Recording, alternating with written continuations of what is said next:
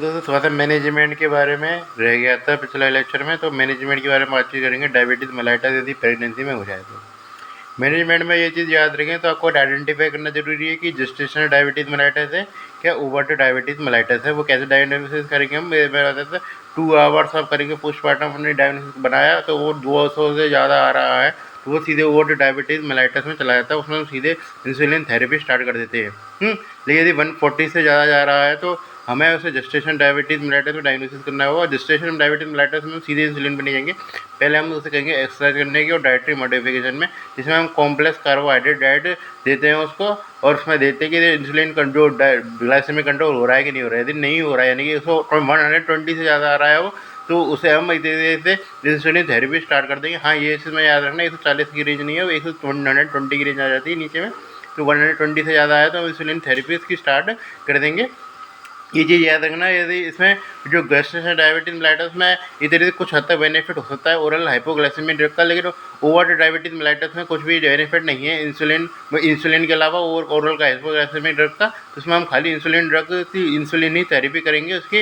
यदि उसने oral hypoglycaemic जैसे पहले से ले रही थी तो उसे अब डिसकंटिन्यू करके इंसुलिन थेरेपी स्टार्ट करेंगे। इंसुलिन थेरेपी की डोज यदि रही है तो 0.7 से लेकर 1 इंटरनेशनल यूनिट पर केजी रह सकती है उसकी डोज। इसमें हम 2 रिजीम देते हैं एक तरीके से, एक तो हम देते हैं रेगुलर इंसुलिन जो कि हम एक तरीके से पोस्ट पेरेंडियल देते हैं, और एक तरीके से एक देते हैं हम NPH इंसुलिन। वो कितने देते हैं हम बेड टाइम पे देते हैं, वो थोड़ी लॉन्ग एक्टिंग होती है। शॉर्ट एक्टिंग जैसे लिस्फरो वह एस्पार्ट का रोल रहता है इसमें, लेकिन कोई भी एक तरीके से जो लॉन्ग एक्टिंग इंसुलिन होते हैं जैसे गांगरीन होता है उनका कोई भी रोल नहीं है। इसके संग संग आपको एक तरीके से फीटल मॉनिटरिंग भी करनी पड़ेगी इस तरीके से संग संग, क्योंकि मतलब एक तरीके से एक तो ओरल हाइपोग्लाइसेमिया में जैसे मेटफॉर्मिन और ग्लिसराइड जो होती है उसका एक तरीके से योगदान हो सकता है, और किसी ड्रग का योगदान नहीं है, बाकी सब में कॉन्ट्रा इंडिकेटेड है। ये आपको एक तरीके से इसमें इंश्योर करना पड़ेगा फीटल वेलबिंग भी सही चल रही है कि नहीं चल रही। तो अपने एक तरीके से मतलब लेवल 2 एनोमली स्कैन करेंगे कॉन्जेनिटल डिफॉर्मिटी के लिए, फीटल इको करेंगे कार्डियक डिफॉर्मिटी के लिए, और फीटल ग्रोथ स्कैन करेंगे एक तरीके से कि ग्रोथ कैसी हो रही है उसकी एक तरीके से माइक्रोसोमिया के केस में एक तरीके थर्ड ट्राइमेस्टर में करेंगे।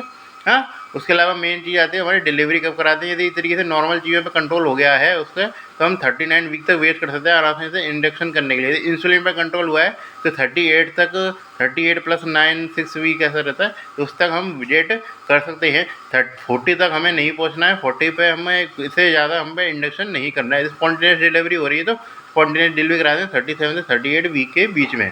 ये ज़्यादा अर्ली प्रीटर्म भी नहीं करना है एक तरीके से, ठीक है।